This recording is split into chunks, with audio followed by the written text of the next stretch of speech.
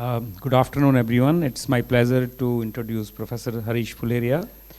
So Professor Harish Phuleria is an associate professor in Environmental Science and Engineering Department, having about 20 years of experience on environmental monitoring, aerosol chemistry, exposure assessment, and environmental health.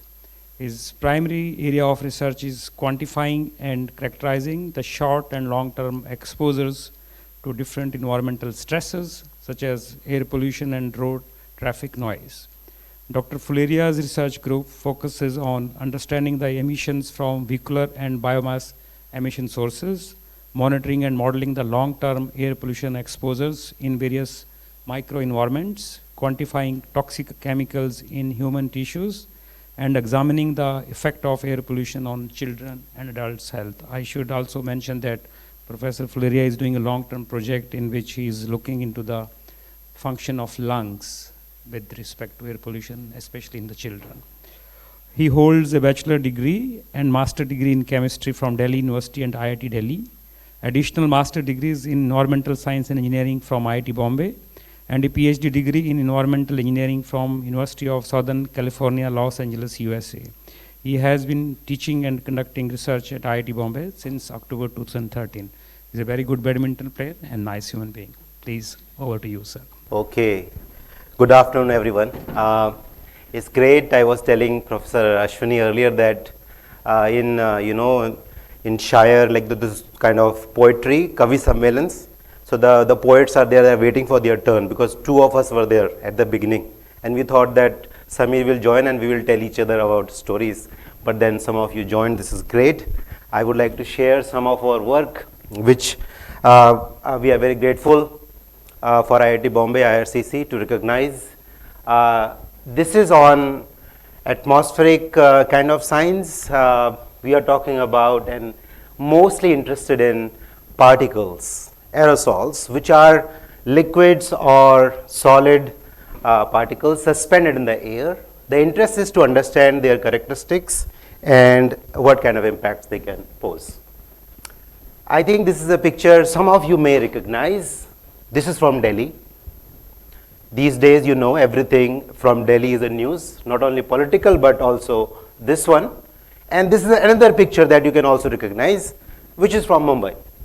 So when we are talking about urban areas, we are really having very diverse, heterogeneous kind of environments.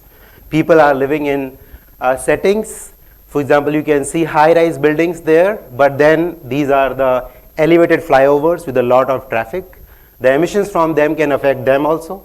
For example, one of the richest person having the similar kind of building in the heart of Mumbai is actually almost exposed to the same levels of air pollutants if not installing some kind of air filters, air conditioning, etc., etc. Right? This is from slums of Mumbai. Now, I am presenting it, but this is the work which is executed by an excellent team of researchers with me. Primarily three people, Nagendra and Abhay, who have graduated. They are now postdoc in US, and Navinya, who is here, is about to graduate. You can see my large group, and they are the driving force for this. The work has been mostly supported by IRCC seed grant and some of it also through the DST Government of India. If I really tell you what I do, I am a measurement person. So we are interested to measure aerosols, particles everywhere. And at the same time, the major focus is to really look at the sources. So different sources which can produce these particles. These could be, for example, urban areas, could be like vehicles, which could be either the exhaust, which most of us are concerned about. But I can tell you that very soon, maybe in the near 5-10 years term, we will be more focusing on non-exhaust. And then also if we go into rural areas, peri-urban areas, then you have a lot of other sources like biomass burning, open field biomass burning, use of biomass for cooking, etc., brick kilns, fire clay brick kilns, etc. Right? And the interest from these sources is to really estimate how much of these pollutants which are of concern to us are emitting from them. So in that sense, the main interest is to really develop what we call emission factors. right? Per unit mass of the activity, how much of a pollutant is really kind of coming out. And that helps us to really generate emissions. Those emissions are real input in many of the climate models, which really can be used then to see that whether, for example, we are able to do something about what is happening to our climate actually. The other side of work we do is mostly on exposure assessment, which is really measuring in indoor, outdoor, personal, many types of environments, develop some type of models, mostly stochastic, and then kind of predicting the exposures of people. Exposure means, like, let's say exposure to sulfur dioxide, particles, etc. in these microenvironments. And recently we have started looking into particle toxicity and also looking at some of the heavy metals in like some human cells, like which is easily available, like for example hair and nails. Not easily available, but I mean relatively easily available. And then the interest in this whole series is to understand the health effects. So today I'm going to focus on two of these aspects. One is on vehicular exhaust and how can we really estimate the emission factors from them, and then how can we assess the particle toxicity. Those who may not be aware, if you look at, for example, the risk factors for mortality or disability in India, you can see that air pollution is the third most leading risk factor for that, both in the ambient and in the household. That household is mostly from the rural parts of the country. It does not just affect any one particular group. From the early life during pregnancy to very elderly, actually, which are the most susceptible population, it is really affecting. The effects are not limited only to the respiratory health, but now there are sufficient evidence of basically knowing that they can affect cardiovascular health, metabolic syndromes, as well as affecting the mental health. Now, before I really show some of the data which we have generated, I think it's a good idea that you should get a sense of when we are talking about particles, the particle size is very, very important. And when we are talking about the particles we are measuring or interested in, these are the ones which we cannot see.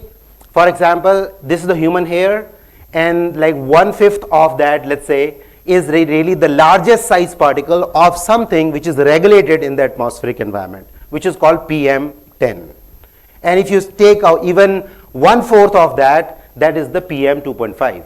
So whatever you are seeing, for example, when you are driving on the JVLR road, you can see that on near the wall, you will see the display, right, which is showing you those levels of PM, etc. This is showing you the levels of this PM2.5 and PM10. Essentially, these are because our anatomy is such that some of the larger size particles are not able to kind of go into our respiratory system, which is the major pathway of the exposure to the particles to our human body. So in that sense, these larger size particles, I mean smaller size particle less than 10 are easily able to kind of go to the upper airways, and then can even finally go to the lower airways to the alveoli. And there are now evidence that some of the smaller nano size particles can even kind of break the air and blood kind of transmission. And in terms of the regulation, for example, the levels that you will see outside are always compared. Many of you may have seen air quality index, right? So that is like against some of these parameters, and if let's say the daily PM10 is less than 100, we are more or less saying, oh, it is okay. For example, if it is less than 60, we are saying it is okay. It is not okay in general because the WHO guideline says that it should be actually less than 5 or 15 microgram per meter cube. So in that sense, 95% of the population in the world is actually exposed to particles which are actually harmful. So with that in mind, we achieved, or let's say we targeted that, we thought that to achieve, let's say, targeted mitigation and improved air quality, it is critical to understand the sources, the emissions and characteristics of the aerosol. And then today I just thought that I will focus on one, real world vehicular fleets and its emission in Mumbai, characteristics mostly in particle toxicity of indoor and outdoor aerosols in urban slums of Mumbai, and then a natural experiment which happened in 2020, which all of us witnessed. Some of you witnessed it in terms of how it affected our livelihood, or for example, our social well-being, as well as, for example, also we know that the air quality was drastically changed, which I will show you. So if we look at the first one, this is a broad study design of this larger study, where our main goal is to develop real world emission factors and reduce uncertainty in vehicular emissions. Because if we are able to reduce that uncertainty, we will be able to better kind of provide inputs to those climate models, which will be able to forecast better. For that, for example, largely we took different kind of locations. For example, a few tunnels. This is the Eastern Freeway Tunnel. This is the Kamshet Tunnel, which is between Pune and Mumbai. This is actually the Eastern Freeway, just before the South Bombay when we are traveling there. And these are some of the sites which are, for example, the roads like the Lal Bahadur Shastri Marg or the toll plaza before Mulund. And the idea of all of that is that because we want to capture the emissions coming from the vehicles, so how can we capture them? And the interest is real world, not necessarily like really taking one vehicle at a time and then measure it. So, and like today I'm just showing you from what is from the Eastern Freeway Tunnel. And so this is like you can see the picture here. So this is the Eastern Freeway Tunnel. Some of these instruments were put here. We measure at the exit of the tunnel about 40 or 50 meter before, and 40 and 50 meter inside the tunnel we measure at these 2 points. If you are measuring at these 2 points, and this is like a unidirectional tunnel, so for example, all the vehicle wake is really kind of moving all the particles in this direction. So if you can measure here, subtract this from here, so you will get what is really coming from the vehicles. And if you want to understand how the vehicle fleet looked like, for example, it was largely dominated by cars. It's all 98% were light duty vehicles. You can see the diesel, petrol, CNG kind of distribution. All two-wheelers were, of course, petrol, and you can see some distribution of the cars, etc. Right? Very, very few light commercial vehicles and a small number of HDVs were there. And also we looked at, okay, somehow, yeah, so this is the thing, but like basically this is showing the hourly kind of profiles of the total vehicular volume. It is about 2,400 vehicles per hour that was measured there, and this is really showing you the wind speed inside the tunnel. These are the first results. You can see that like this is at the entry, this is the exit. So the exit levels, for example, for PM 2.5, these are really fine particles, small ones. This PM 2.5 to 10 is the coarser particles, which are, if you subtract from larger 10 size particles this, then you get this. And the real implication of this is most of these fine particles are coming from combustion. So most likely coming from inside the tunnel from the vehicles, while some of these coarser particles are coming from the abrasion, from the resuspension of the dust on the road. And one of the interesting thing you notice is, for example, all the places like whether this is the PM10 coarse or this, all those were significantly higher than the entry. That means the traffic emissions are well captured inside the tunnel. If we use that in what we call a carbon mass balance, if we assume that all of the carbon which is emitted from that can be accounted, so let's say which is how it will be accounted. It will be accounted in terms of carbon dioxide, carbon monoxide, black carbon, some of the VOCs, and then we can basically use some mass balance to say that how much per unit of that carbon is the pollutant is coming out. So we use that, and based on that we can calculate the emission factor. Now what is interesting to see here, this is a logarithmic scale here. So you can see the unit milligram per vehicle per kilometer. So if a vehicle runs 1 kilometer, each vehicle will contribute per how many milligrams of PM 2.5 NO2 or CO for 1 kilometer, right? And you can see that this bar here is the laboratory study, which is before this study the only information we had was from these laboratory studies. These are coming from the Automotive Research Association of India in Pune, ARAI, which basically tests these vehicles in the lab under certain driving conditions and then report it. So what we did, we characterized the fleet. So we used the reconstructed kind of emission factors from that and compare those. What do you see? You see that there is a significant underestimation of the emissions if you completely rely on the laboratory studies, and it is pretty well understood because these bars are from the real world which are actually driving on the road, while these are coming from a selected number of vehicles which may be better ones, which may not include some of the more polluted, less maintained, and even not, let's say, maintaining some of their pollution certificate. So if we want to take away from that, emission factors from our study, which is real world, is about 2 to 5 fold higher compared to the laboratory studies. And if you look at these two, you can see that almost equal contribution is coming from also non-exhaust. So for example, we are aiming for 30 by 30, right? By 2030, we want to electrify our vehicles fleet to 30%. So what are we going to cut down? We are going to cut down this, the exhaust. But what about the non-exhaust? The non-exhaust we are not going to cut down. So eventually what is going to happen is we will see that we will not able to drastically reduce the kind of emissions from the vehicles. So that is something to kind of keep in mind. A second study which we did was to understand the exposures of aerosols in urban slums. So there were these 7 slums, as you can see here in Mumbai, in different part of the city. And out of those, today what I am going to show you of these 2, where we did some of the pilot measurements first, which are shown in this kind of map. And then later we go to 2 of these slums and measured in about 40 homes. 40 homes we measured indoor PM concentrations in those 2 slums. Slum 2 was a high traffic slum and slum 1 was low traffic, because the kind of expressway which was going near to slum 2 was really impacting a lot that slum, and I will show you why that was, I mean how that was affecting.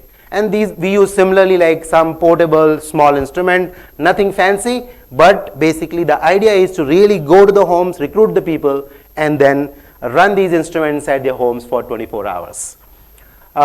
So goal was to understand indoor and outdoor aerosol exposures and their characteristic in these slums. So first thing I want to show is this plot here. This is slum 1, this is slum 2. This is the gray one is outdoor and the other one is indoor. And this is showing you something called DTT, which is the diethyl compound, which is kind of really telling, or it's a surrogate of the toxicity of particles. It's an acellular assay. It's a simple chemical reaction, but what it does, it is it kind of measures the kind of oxidative potential which particle can induce if they are, let's say, somehow inhaled in our respiratory system. And we see that the outdoor particles are more toxic than the indoor, and also we see that the slum 2 is more having higher toxicity than slum 1. We looked at that in terms of how, because we characterize all these particles which are measured in these homes, then did some factor analysis. These 3 factors were seen, which we interpreted as traffic emissions and regional biomass burning, road and soil dust, and construction activity. One of the interesting thing I can show you here is like all the others are components of particles, while this is like kind of a surrogate of how these are really affecting the toxicity. And this kind of shows as a strong loading in this factor 2, which is suggesting that the road and soil dust is the one which is more toxic than, for example, let's say the actual traffic exhaust emissions. So if I want to write the takeaway from this, the indoor PM 2.5 in the slums is driven by the sources, one, of outdoor origin, and hence the remedy can be that way. We have to really work outdoors to improve them. We further looked at the indoor-outdoor correlations of these different components here. You can see black carbon, you can see sulfur. Sulfur, for example, is only coming from outdoor. We have no indoor source, and you see regardless of the slum 1 and slum 2, this has a very high correlation. If you look at the black carbon, many others, you see it has higher indoor-outdoor correlation with slum 2, which was more impacted by traffic, suggesting the impact of that. We also looked at the correlation. You cannot see it very clear here, but what I want you to focus on, if you can, is this last kind of, let's say, panel. This is the correlation of different components of the DTT in slum 2 and slum 1. In some cases, it is significant and showing a positive relationship. So high traffic slum shows higher impact of outdoor sources, and indoor PM toxicity is positively associated with the number of chemical species which are driving them. With this, I just want to bring you to the last component of what I wanted to share with you today. So these are the 2 pictures which one of them I have taken when I was doing PhD in 2006. This is downtown Los Angeles, and this is a picture I got from, I think, from internet. And what I learned was back in 1970s or 80s, those who were going to Caltech for study, they did not know that these San Bernardino mountains were there. So the visibility, as I mentioned about climate impact and health effects, the other third parameter which particles affect greatly is the visibility.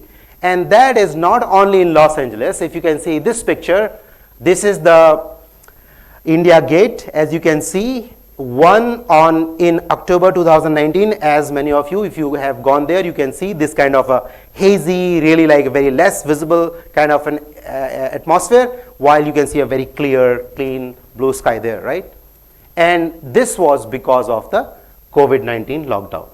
So Los Angeles was able to achieve this clean space because of a lot of mitigation and kind of regulations and enforcement of those, while we can also achieve it, but definitely all of you will agree, we all will agree, this cannot be the solution for that.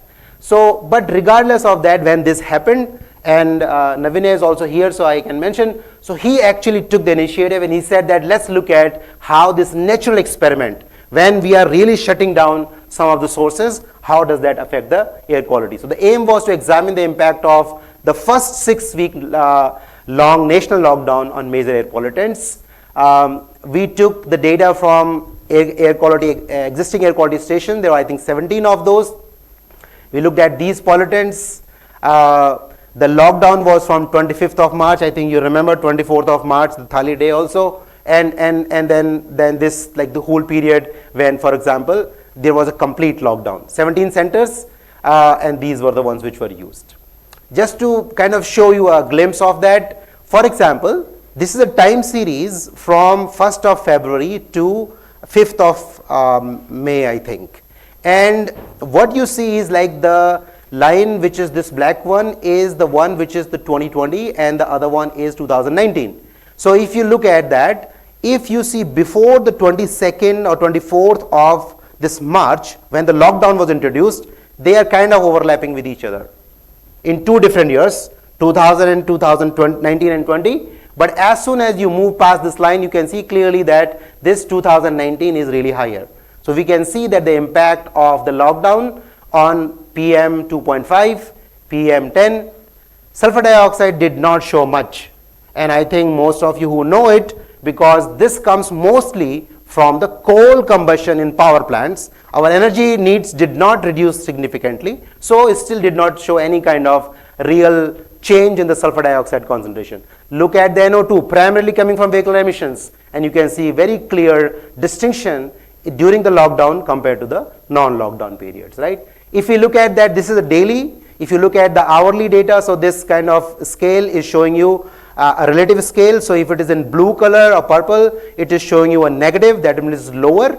For example, for the same set of pollutants, this is PM 2.5, PM 10, sulfur dioxide, you can see still here it shows the patches where it either did not change or it was really positive, while the others it was showing some of this change. So the change was seen for certain hours, which are mostly during the morning rush hour, during the evening rush hour, which was related to mostly the traffic which happens there. So drastic decline was seen in the 3 pollutants specifically, and then also mean reduction was seen up to about 40% or so for PM10, about 30% for NO2. When we looked at the percent change, this is a very busy table, but what I can mention here is, this is like if you subtract the previous year during the lockdown period from the lockdown period and divide it by the lockdown and take the percent, it is just telling you how much actual reduction happened during the lockdown for each of those cities, right? And for example, you can see that some of the metro cities like Nagpur, Delhi, Ahmedabad, etc. shown very significant reduction in the concentration of the pollutants. A decline in pollutants was very large over Indian metro cities than what was reported globally. This was a global phenomenon. Everywhere this was seen, but we saw far more. And we also saw that if you really kind of examine this, there was no meteorological influence, while there was a significant difference in them during that. So large decline in air pollutants were due to decline of activities and not due to the meteorological differences between these years or these time periods, right? So with this, I just want to give you just a takeaway message. So this is like one of the recent study that we have published, and here we are showing you the 3 cities here. One is Delhi, one is Mumbai, another is Bangalore, where we did a lot of measurements. And these bubbles are showing you the toxicity, which I mentioned you in previous one. For example, the smallest one is like up to 2, nanomoles per minute per meter cube, while the larger one is about 8 to 10. What do you notice? You notice that except these one or two, this is Lahore and I think some Islamabad, there are some cities here, and then some of the cities here in China. You can see that across the globe, the kind of bubbles are pretty similar. And those are very similar to what we are finding also in our 3 cities in India. Now, if you know the air pollutant concentration in that city was about 100 microgram per meter cube, here it was about 35 and this was about 55 or something. And if you really talk about some of those cities here or in Europe, they are less than 7 or 10 microgram per meter cube. What does it tell us? It tells us that if you are reading about the news that 7 million deaths can be attributed to air pollution, those are all based on this mass metric, right? And it has a big problem. The problem is that the particles really follow a size distribution, and when we cut down the particle, we really cut down the bigger size particle, so the mass size distribution goes down. But the smaller size particle is still there, and they can be toxic. And that's what we are seeing here. The toxicity of the particle is not proportional to the mass concentration, which is very disproportionate across the globe. So there is definitely a need to relook at the metric, how we are looking at the environmental health impacts of air pollution. Again, I would like to sincerely thank IRCC for recognizing our work and the encouragement, and thank you for your attention.